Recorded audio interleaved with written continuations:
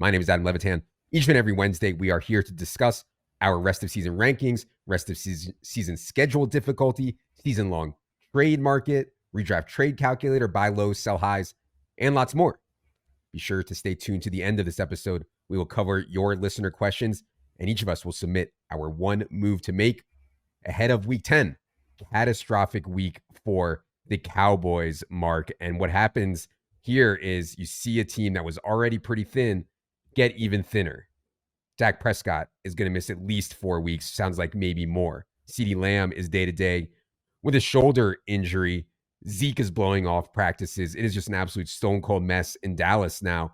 If you have CeeDee Lamb, and we've gotten a bunch of questions about this. Sorry I didn't write the name down here, but I know a couple of people submitted questions about what to do with CeeDee Lamb now. We have dropped him all the way down to 29 overall in the rest of season 150. Mark, if you are a CeeDee Lamb owner, how are you playing it right now? I think at this point, you just have to hold CeeDee Lamb and hope that the volume remains there with Cooper Rush. We dropped him quite a bit because of the Dak Prescott injury. It sounds like he's going to go on IR and miss at least 4 weeks. It could potentially be the rest of the season too if the Cowboys continue in their tailspin here. But the volume was at least good with CeeDee Lamb and Cooper Rush in previous instances. In 2022, they had 6 starts together, and CeeDee Lamb had a 33% target share, 13.1 half PPR points per game, which would be wide receiver 13 for this season. So chance for him to still be a wide receiver too. We'll note also that he suffered an AC joint sprain in his right shoulder this past week. So that could potentially limit his either playing time this week or, obviously high re-injury risk there for a wide receiver and a shoulder injury. So certainly multiple factors into us dumping CeeDee Lamb a little bit, just given how the wide receiver position has been decimated. I think you want to hold on to CeeDee Lamb because there's still a good chance he's going to get 8, 9, 10 targets per game when he's out there. And this Dallas defense continues to struggle as well. So, at this point, it's pretty much just a hold. Hopefully we get some more information on his shoulder this week. But yeah, not much else you can do with CeeDee Lamb at this point, I don't think. It's not like Dak Prescott was setting the world on fire anyways. Cooper Rush has proven to be somewhat capable as a backup. If people are like panicked selling CeeDee Lamb, I'm sure some people are like, oh my God, it's over. And like they might value CeeDee Lamb somewhere closer to the 50s. I might even consider CeeDee Lamb a buy here if they do that. I like where we're at here at 29 overall on CeeDee.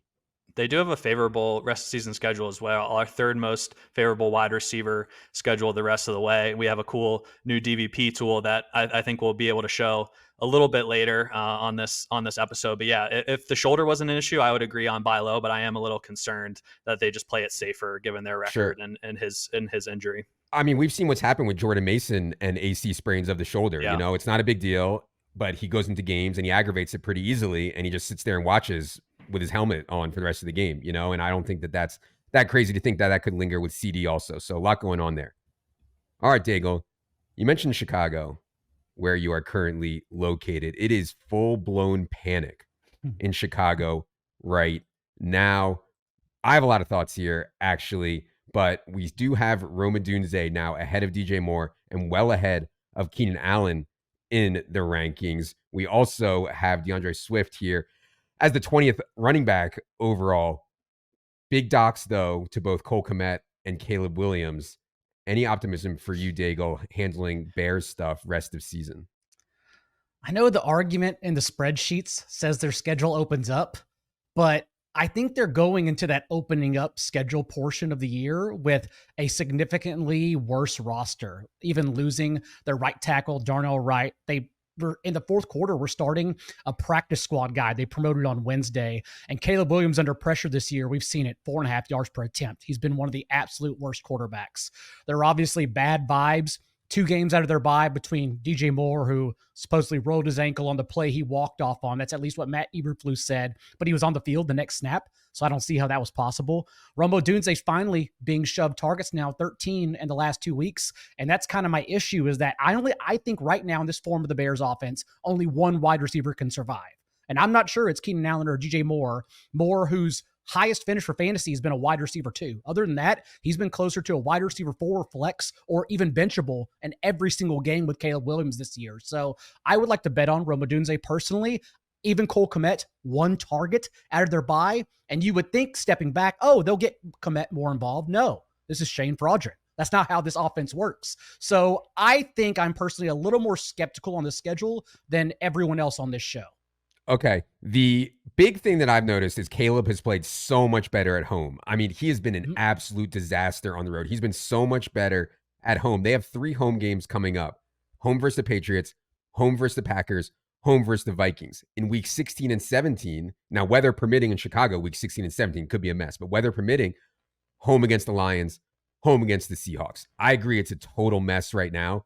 There's going to be a fire sale on these guys in the trade market, and Sure. we'll get to that here in my move to make. I'll tease it a little bit here. You guys stay tuned to the end. It will be Bears related, the move to make, but I agree, man. I mean, it looks bad right now, and there are people asking about dropping DJ Moore, dropping Keenan Allen and stuff like that, and I understand. Let's go to Arizona here, Jack. Good win for the Cardinals.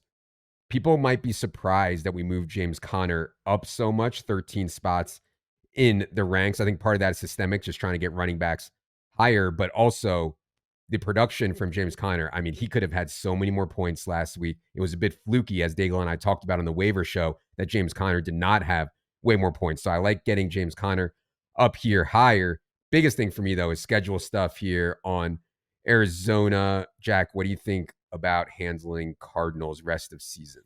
Yeah, I think it makes sense to move Connor up, even though, like you said, the game could have been much bigger for him.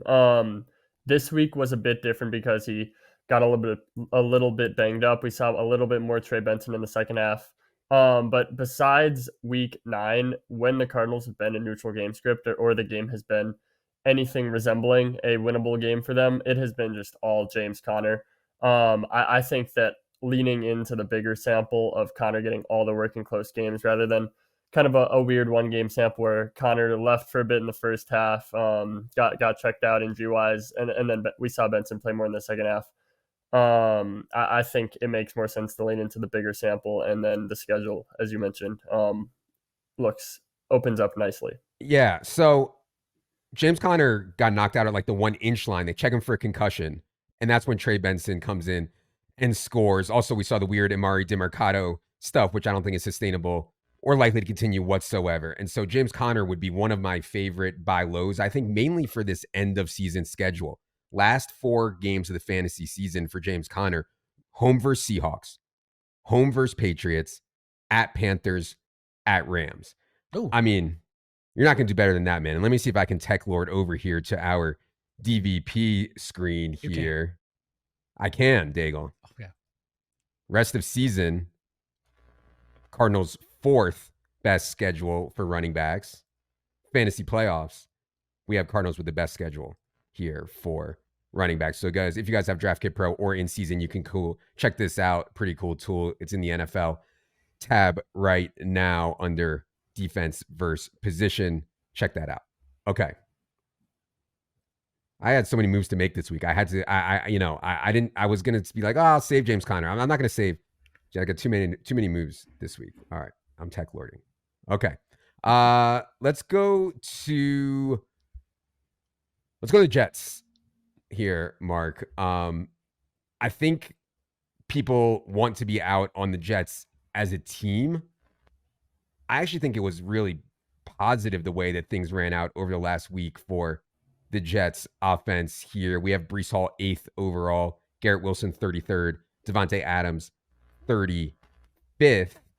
Mark, where you at on Jets rest of season right now? It's just really nice how condensed this offensive target tree is. Since the Jets acquired Devontae Adams, Garrett Wilson, and Breece Hall have accounted for 69 of the team's 96 targets. That's 72% going to those 3 players. And, now we have Allen Lazard on IR. They traded away Mike Williams. So the target tree should be extremely condensed here, which we love for fantasy. And these are all, extremely talented players as well in Adams, Wilson, and Breece Hall. So certainly the schedule opens up a little bit too down the stretch. We have them as a top 10 wide receiver fantasy schedule in the playoffs. A little bit outside of that, I think, for the rest of the season. I think the only negative at this point is they have a week 12 bye, so you don't get them in week 12. But otherwise, this offense, with Aaron Rodgers, they need to win games. We've seen this defense get decimated a little bit in the secondary, so they're not nearly as much of a stalwart as we thought. They're going to have to put up points. So I do think the Jets here are solid, just with those three guys. But they pretty much all besides Brees had a good game. I guess Garrett Wilson and Devontae both had good games in Week 9, so it might be a little expensive to buy, but certainly a decent spot to lean into. Yeah, it's probably tough to acquire them right now, but if I can get Brees Hall, Garrett Wilson, or Devontae Adams, I personally want to do so. Next 3 games at Cardinals, versus Colts, versus Seahawks. And then they still have games later, week 15 against the Jaguars, 16 against the Rams. So, when you're only throwing to 3 guys, Brees, Wilson, and Devontae, as Mark said, no Mike Williams, no Allen Lazard, I mean, that's going to be really profitable, I think. And the Jets have also been leaning into the throw for much of the year. They've definitely been top 10 in pass rate over expectation for the entire year. Daigle, let's talk a little bit more about George Pickens. I know we covered Big Mike Williams on the waiver show. Gotten some questions about George Pickens here and how much, if at all, Mike Williams will hurt him. What do you think about Mike Williams affecting George Pickens, or any other thoughts on Steelers offense rest of season? I still think Pickens survives as the wide receiver 1 there, was boasting such a high target share from Russell Wilson, over 30% of the team's targets, that we're now asking Williams to do something he hasn't done since the Chargers when he was at full strength around Keenan Allen, and that's to command roughly 20% of Russell Wilson's targets as a whole. I'm not sure he can do that, honestly. I think it's a great trade for the Steelers. I think they know exactly what they wanted and went out and got it for another guy who can battle for contested catches, as we talked about on the waiver show. Mike Williams has this 14.9 yard depth of target where he unsurprisingly earns targets downfield. So that's not shocking that he fits there well. But beyond that, George Pickens hasn't done anything really to show he'll stop earning targets as a whole, especially from Russ the rest of the way. So I still think Pickens survives in that wide receiver 2, low end or high end wide receiver 3 range. Yeah, we didn't have a big change on Pickens in the rankings. I mostly agree with that. My only concern is that this donkey wants to run some goal line fade, and he could convince himself it should go to Mike Williams over George Pickens. I don't think it should. I think George Pickens is better in like every play, but I could see Arthur Smith doing some donkey stuff. But overall, I think it's net neutral for George Pickens. Would agree with Daigle there. Let's keep it moving to this Miami stuff. Okay, this one is super interesting, Jack. There are so many different theories out there on what's happened to Jalen Waddle and Devon Achane. The kind of Occam's razor one is like, Devon Achane is an amazing pass catcher. Mike McDaniel knows this. Just throw it to him a lot and see what happens. The other theory that people have been trying to tell me is that in the games that Tua has played, those defenses are the ones that inflate running back target share the most. That running back target share stat, I don't know like how sticky that is. So many running backs are so different. They're not necessarily like little dump offs that they're throwing to Achane. These are design throws a lot that they're throwing to Achane as screens. To me, that is way different than some running back being the 4th read and getting some check down and that inflating target share. So it's tough right now. We dropped Waddle 13 spots down to 58. Overall, we're up to 6 overall on Achane. Jack, what do you think is going on between this Waddle Achane dynamic and rest of season? Yeah, on the target share stuff, Mark did the work for me this week when we were doing our projections. So shout out to Mark. But on Tua's 128 attempts this season, Achane has a 20% target share from Tua. Jalen Waddle has a 13% target share. For reference, Jonnu Smith is at 15.6, so he is ahead of Jalen Waddle in terms of targets from Tua. And you could say that the opposing defenses are inflating running back target share for Achane, but he can go down from a 20% target share and still have one of the absolutely elite pass-catching running back roles in the league. The Dolphins do have a really brutal playoff schedule.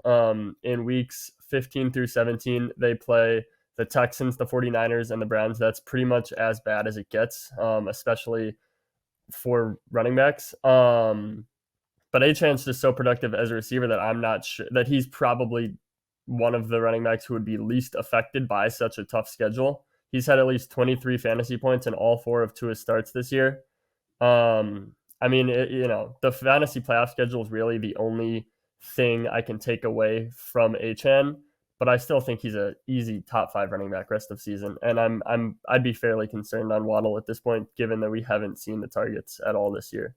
Yeah, I mean, the Waddle stuff's been going on for a while. I mean, you can go back to last year, and Waddle has been far from impressive for a long time now. So I tend to lean more with what Jack is saying, that this Achane stuff in the pass game is going to be sticky and he will out-target Waddle for the rest of the year. It doesn't mean Waddle still can't have big games. Starting this week against the Rams, that's a pretty good spot for Jalen Waddle to have a bounce back game here, I think. But overall, yeah, I would agree. I'm pretty worried on Jalen Waddle too. I'm pretty excited on Achane. Go ahead, Daigle.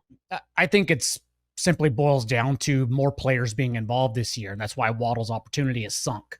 Last year from Tua, the next closest behind Waddle, who had a 22% target share, was Achane at 10%. This year, it's not just Achane at 20.5% from Tua. It's also Jonnu Smith at 19.5%. So there are just more players involved. So even if Waddle were to come up, we would then have to eliminate those other guys. And Jonnu Smith is someone that, for whatever reason, they really have seemed intent on integrating the last 3 games around their bye. So I still am totally cool buying low on Waddle just because we've seen the ceiling. But it takes eliminating everyone else in the offense. Yeah.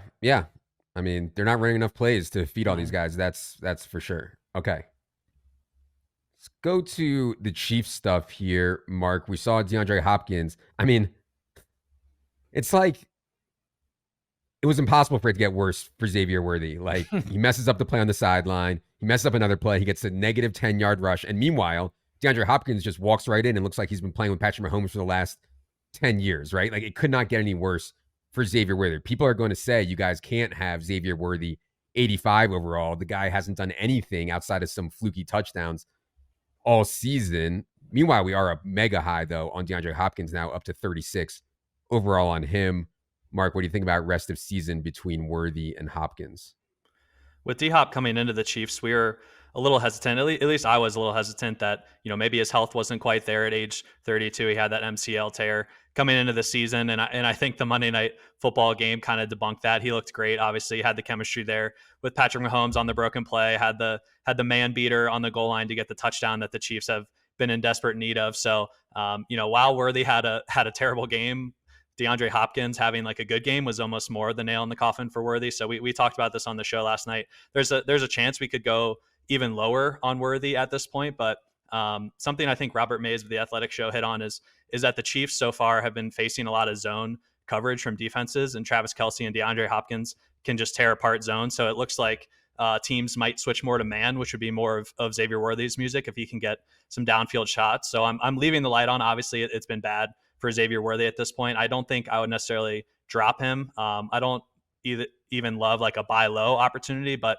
certainly this offense is going to run through DeAndre Hopkins and Travis Kelce as the primary pass catchers. I do think Xaiver Worthy should still get 5 or 6 targets a game, which he can do some work with, but certainly an outstanding game for DeAndre Hopkins and a bad one for Worthy. Well, what's going through people's head is Xaiver Worthy is the same thing all over again. This is Mecole Hardman. This is Sky Moore. This is what's going through everyone's head in their mind. This guy's going to be a turbo bust. I don't want to sit here and say that yet, but early returns are not good. I have lost a lot of money on Sky Moore, a lot of money on Mecole Hardman, and I've already lost a lot of money on Xaiver Worthy. So, yeah, I feel burned. And honestly, like, I know we talked about this a little bit yesterday, Daigle. We had some questions about dropping Xaiver Worthy. I think if you're in like a shallower 10-teamer type league, I'd probably be okay with that. What do you say to the people who want to drop Xaiver Worthy, Daigle? I'm not looking to, but I understand the different types of leagues. So dropping him, for instance, the question was for Isaiah Pacheco or Romo Dunze. I'd be fine with that, but not in a 12-team league. I don't think the options are strong enough right now to drop him. Okay. Keep it moving here, Daigle, to the Seattle situation. So really fascinating. Like, for the first time in 2 years, you finally got to see Jaxon Smith-Njigba go down the field and just absolutely dominate. I mean, basically had 250 yards, if not for the holding penalty, still had 180 yards and 2 touchdowns. The question becomes, will Ryan Grubb continue to use Jaxon Smith-Njigba down the field when DK Metcalf returns, or will he go back to this kind of, your offensive line sucks, JSN is your safety valve. That's it. He's going to run 3 yards down the field. He's going to run 6 yards down the field, turn around, and try to be your safety valve, whereas DK Metcalf is the one going down the field and eating. So we know JSN, when DK Metcalf is out, is going to be good, a good play at least. What happens when DK Metcalf gets back, though, Daigle? And unfortunately, we had a 2-game sample without DK Metcalf, and in only one of those was JSN used as the deep threat. And the other one, 7.5-yard depth of target, the same shit we've seen all year long. So I'm a bit skeptical, but why we still were high on him is that we at least know now he's shown us a ceiling. Whereas previously that ceiling was 13 targets for 60 and 70 yards as an underneath valve. Now, maybe they have a bit of confidence in him. So you have to squint. You have to hold your nose and hope for the best here. But we've seen it, and I don't mind buying into it now. Yeah, I mean, exactly. Like, can they put the toothpaste back in? Even I sent a tweet about the JSN depth of target stuff, and a bunch of like Seattle bloggers like quote tweeted it, and a bunch of like laundry bros, but they were on it. Like, there's so much pressure. Like they were saying the right things. Like they're putting pressure on, I think, this staff to use JSN more. Mm-hmm. Also, last one here, Jack, is the Diontae Johnson stuff. So this game is coming up Thursday night. Really tough projection, I think, on Diontae Johnson. I know we talked about this a little bit last week. I kind of buy the Josina Anderson report that Diontae Johnson is going to remain behind Zay Flowers and Rashad Bateman. I know that sounds crazy, man, but Bateman's played well, and nobody in the NFL really wanted Diontae Johnson that badly. It's more fantasy people. So I'm not saying I would roster Rashad Bateman over Diontae Johnson. I'm just afraid to be like, oh yeah, Diontae Johnson's going to come in here and be the number one target earner for the Ravens. Now, we should see his role ramp up, but who would you rather have right now, Jack? Like Diontae Johnson or some of these one injury away running backs on your team? I think it kind of depends on your team, which is kind of a cop-out answer. But if you need that running back upside, I think there's no problem rostering one of the one injury away guys. But if you're hoping for wide receiver help, you probably prefer Diontae there. But I tend to agree with you personally. The Ravens sent minimal compensation to the Panthers for Diontae Johnson. Rashad Bateman has been averaging 11.5 yards per target on the season. We know Zay Flowers is established as the pretty clear alpha there. And when Isaiah Likely is healthy, which it seems like he might not be for this Thursday, they want to use a lot of 2 tight end sets. I just don't see a path to a massive like Diontae Johnson like smash result, given how many targets Zay Flowers is getting, how much they use 2 tight end sets, the fact that it's really hard to see them completely moving away from Rashad Bateman, and the fact that they win a lot of games by double digits and they might not be passing a whole lot in the second half of a lot of games.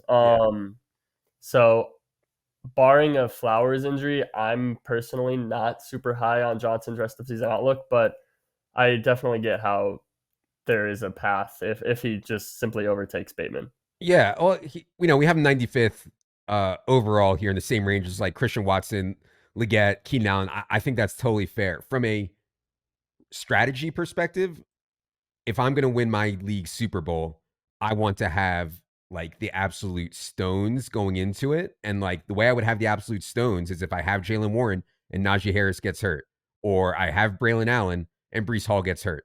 I don't really see a lot of scenarios where I can hit the stones with Diontae Johnson. So for me, I'd probably have one of the one injury away running backs than Diontae Johnson personally.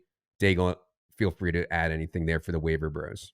My only fear for fantasy, because I do believe Diontae Johnson will be useful, but I think it's going to be more in terms of what's going on in the field and not predictable for fantasy. Like there will be defenses the Ravens run into, not that they can't have success running the ball against anyone, but they'll say, okay, this team needs to have an extra cornerback out there because that's where they're weak, not the linebacker. And so we need to play more 3 wide receiver sets and get Diontae Johnson on the field. Again, that's not going to be predictable, most likely, from our lens. So that's what I'm worried about Diontae. Sure. Yeah. Okay. Let's go to some of the questions here. Appreciate everyone who submitted questions. We normally ask for questions for this show on Twitter from the Establish the Run Twitter. Be sure you're following that account at Establish the Run. Let's start here, Mark, from Rob. He says, which tight end do you prefer rest of season? Pitts, Kincaid, or Hawkinson? Also, if I can't find a trade partner, do you think it's fine to release one of those tight ends? I mean, we talked about it last week. Tight end position is trending up. I mean, you get guys like Cade Otton and David Njoku and Hawkinson, and the position is really trending up. Gesicki, yeah, where people are suddenly have an embarrassment of riches almost at tight end. So what do you think here, Mark? Pitts, Kincaid, or Hawkinson rest of season? I think out of this group, I still prefer Kincaid as the top option. I'd probably rank it Kincaid, Hawkinson, Pitts, just in terms of weekly reliability and in terms of target share. It sounds like Drake London's injury is pretty minor and he should be back. Certainly, if he missed time, Pitts would probably bump up this list. But, TJ Hawkinson got eased in. They still have Justin Jefferson and Jordan Addison and Aaron Jones taking targets there. Kincaid connected to the best quarterback in Josh Allen. So his role has been good as well. It's just not coming through. I don't know if we're just going to say that for the rest of the season as we have been for the first year and a half of his career. It's certainly a little frustrating, but the opportunity has been there. The Bills are the best offense out of that trio, even though all three are solid offenses. So I would lean Kincaid. If you can't find a trade partner and want to drop one, man, I don't know. I would maybe drop. Man, I guess Pitts or Hawkinson, since they're not Kincaid. I don't know if anyone else has a take there. They're kind of tough guys to drop, in my opinion. I mean, I think that you're going to the floor ceiling combo for Hawkinson. I kind of think is better. Like I think, but I've always been a Hawkinson guy. I thought he looked fine. He was certainly eased in that game on Sunday night, but I thought when he was out there, he looked fine. Pitts, even with Drake London leaving the first quarter, saw one target that whole game. I know they didn't throw a ton, but you're going to get a lot of air balls, I think. Or not air balls, but you're going to get a lot of low production game from Pitts and some spike weeks when he finds himself in space. I think these guys are all really, really close. Pitts, Kincaid, and Hawkinson. I'm probably higher than it sounds like Mark is on Hawkinson just for the unknown and Kevin O'Connell and the way that they play. But yeah. I think you'll probably get the most zeros from Pitts regardless of what he does in the other games. So probably dropping Pitts. Don't want to drop any of them, though. Okay. Dante Pettis fan. Wow, a Dante Pettis fan. Shout out to you. He says, any hope for Kenneth Walker to be the running back one? There was talk of him having that path earlier, but seems to be fading after the last few games. I didn't see anything from last week's game that made me think that we shouldn't be excited about Kenneth Walker. He completely iced Zach Charbonnet in that game. The game plan was Kenneth Walker. He ended up with 28 touches in that game against the Rams, did Kenneth Walker. Just happened to not break one. So yeah, we have him as the RB9. He's going to have huge games down the stretch. I never really thought that he would be like the clean RB1, considering we have Barkley and Derrick Henry and all these other running backs playing so well. But yeah, I'm not really panicked at all on Kenneth Walker. Daigle, what do you think about him? I agree with you. The Seattle's showing clearly that they are going to struggle to run the ball this year. So maybe we are reverting, unfortunately, with their offensive line, their injuries going on, back to them just being a boom or bust running team. The 6th fewest yards created before contact this year for Walker. But again, we're still getting this high floor. Even the past 2 games since he returned from injury, 5 and 3 targets. He doesn't come off the field. We know in competitive games, especially, Zach Charbonnet continues to average just 6 touches per game behind him. Whereas Charbonnet, as we've seen in the past, gets thrown into the mix as a full-time back whenever Walker's injured. So to me, it's not really even about Walker not being an RB1. It's just the fact that there are 20 top 12 running backs this year. And so that's why it looks from the outside that Walker can't be a top 12 guy because there are so many of them. We're then having to compare him against Joe Mixon, Devon Achane, like even those other guys that are drifting towards the end. So yeah, I think Walker's an RB1, but there are 20 of them. Yeah, he's talking about the RB1, but yeah. No, I don't think he could be the RB1 because you got everybody in all this talk about, is he an RB1? Is he not? Is he an RB2? Is he not an RB2? Now we're talking about the RB1. See, we're getting confused with all these stupid names about RB1 and RB2. No, he can't be the RB1 because Christian McCaffrey, Breece Hall, who we've seen is Braylon Allen's not a problem outside of the short turnaround in week 8 that they had before Thursday Night Football. Bijan Robinson, Devon Achane, all those guys. Yeah, he can't be an RB1. Well, yeah, I would say, though, that when you play Kenneth Walker, what you get is a guy who can run for 60 yards and a touchdown. A lot of these guys aren't doing that. Kyren Williams is just flat out not doing that, So, like, you're going to get some huge games, I think, from Kenneth Walker here. Mm-hmm. It's going to be very hard to predict when they come. Kentucky Buckeye says, Tyrone Tracy, I'm intrigued. Could he be an RB2 rest of the season? What is with these names? RB1, why does it matter? Isn't it just like, hey, do I want to start this guy the rest of the season? Yes, I think you want to start Tyrone Tracy the rest of the season. I don't care what you call him, RB1, RB2, RB3. I don't know why that matters. But anyways, I was really impressed with the way they used Tyrone Tracy this past week. Talked about it on Team by Team when a rookie misses a bunch of practice, it's scary, man. You know, we got boned on that Jordan Whittington situation. Tyrone Tracy missed a bunch of practice, and he still came out, dominated snaps, dominated the backfield. So I'm pretty excited about this. Of course, Jack, there's going to be systemic risk when you're talking about the Giants here. They could go out and score 3 points in any game whatsoever. What do you think about Tracy rest of season? Yeah, I think we have a pretty good idea of who Tracy is. He's the main running back in a pretty bad offense, and like you said, that brings some systemic risk. Devin Singletary, from a carry standpoint, got a little more involved this week, but Tyrone Tracy's snap share increased, his route rate increased from week 8. So yeah, I mean, I think I don't think Singletary is going to go away, but I think Tracy has a pretty sizable lead over him. He's going to get a bunch of volume every week, and how much that volume is worth in such a bad offense is dependent on how well Daniel Jones or Drew Lock plays. Yeah. One thing I will say is Giants came out in that game against the Commanders very run heavy. Like, I know Daniel Jones ended up with a bunch of attempts and a bunch of numbers. They wanted to just establish it hard against the Commanders, and they were running the ball reasonably in the first half. I think you're going to see a lot of that game plan here going forward for the Giants. Josh Burke says, assuming Jonathan Brooks is activated, which he's expected to be today, how do you see Jonathan Brooks' value in the short term and in the playoff weeks? Controversial one here, Mark. And actually, I should probably bring up our rest of season DVP stuff, because the Panthers do have a very soft schedule down the stretch. While you pull it up, I'm only laughing because every effing week we have this conversation about Jonathan Brooks. People are like, we're so fascinated with a hurt rookie on one of the worst teams in NFL history. Like, it's fascinating to me that people were like, had such a hard on for this spot. But you and I have differed all offseason, all regular season on this topic. And I don't think anything's happened where either of our opinions has changed. That's the thing. So we've had this conversation for a month now and nothing's changed. We knew it'd be a slow burn, and we don't know what's going to happen yet until week 12 after their bye. That's the issue. So if you're holding him, you hold him.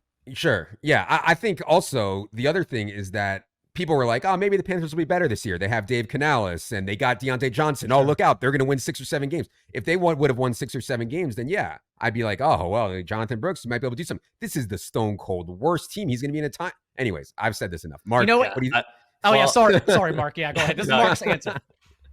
Chuba Hubbard has played well enough this season too that I don't think it's like, oh, thank God Jonathan Brooks is coming back. We can finally give the touches to him.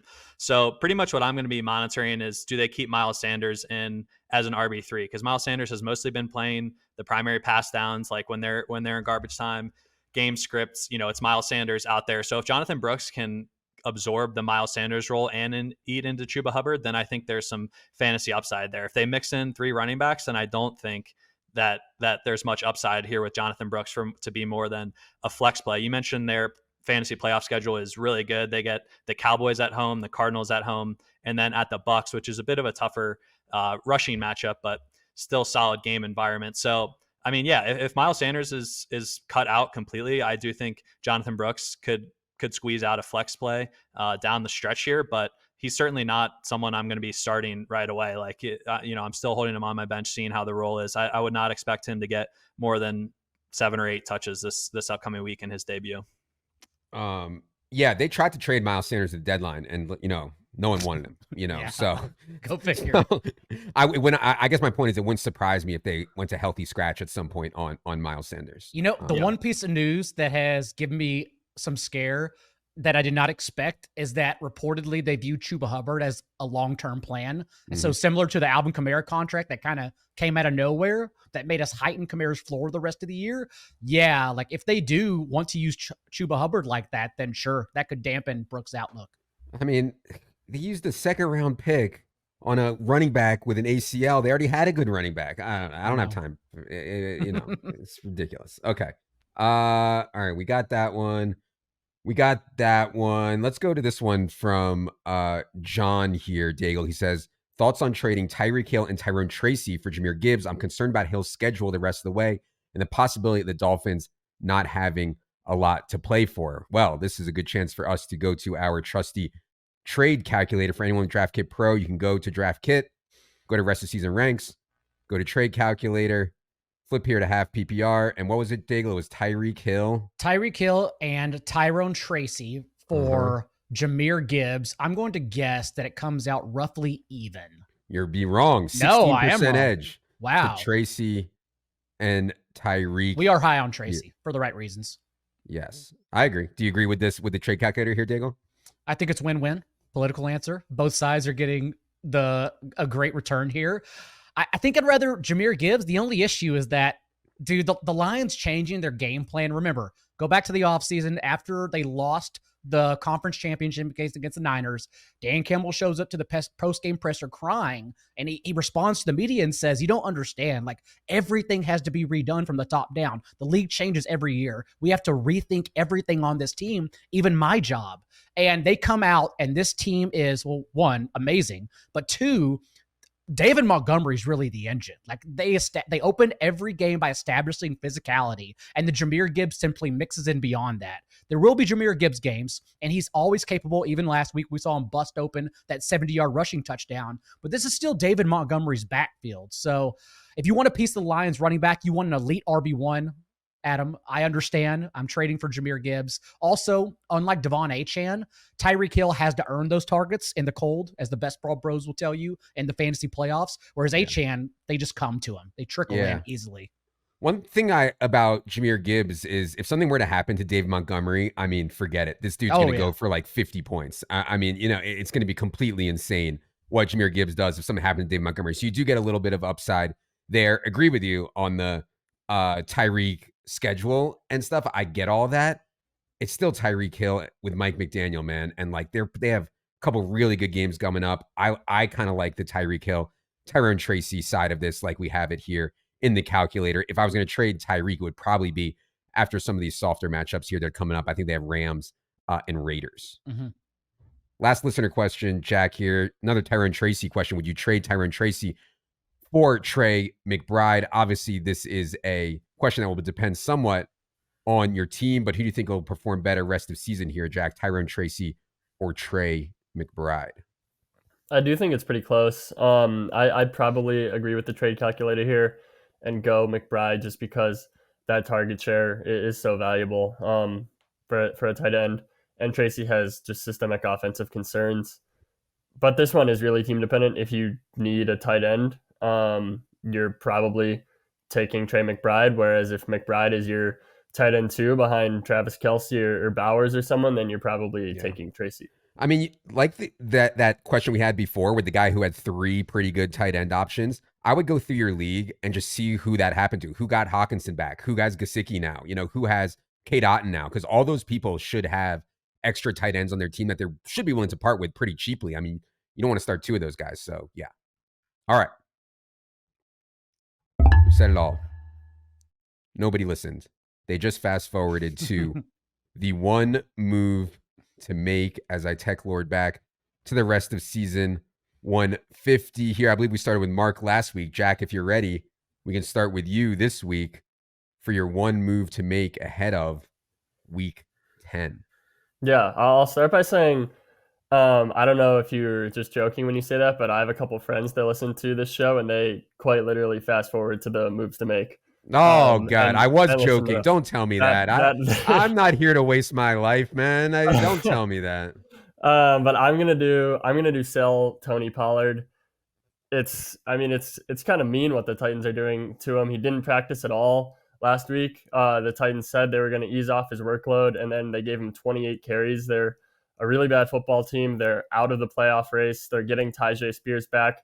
Brian Callahan said today that they need to get, quote, creative with how they manage Pollard's touches. It just makes so much sense for them to start easing off Pollard when possible. And Pollard, given the state of this offense, especially if Will Levis is under center, is so dependent on that volume because the touches are unlikely to be efficient. He's unlikely to score a ton of touchdowns in this offense. I just think that Pollard's value is probably at a seasonal high right now. And I mean, you know, there's so many good running backs out there at this point that a lot of teams probably don't need Tony Pollard, and his value is pretty high. So I'd be fine moving off him. Yeah, and one other thing that I'd say about it, I don't know what you guys think, but it seems to me like the offense has been steadied by Mason Rudolph, but they're going to go back to Will Levis, you know, and like Will Levis is going to create a ton of mistakes.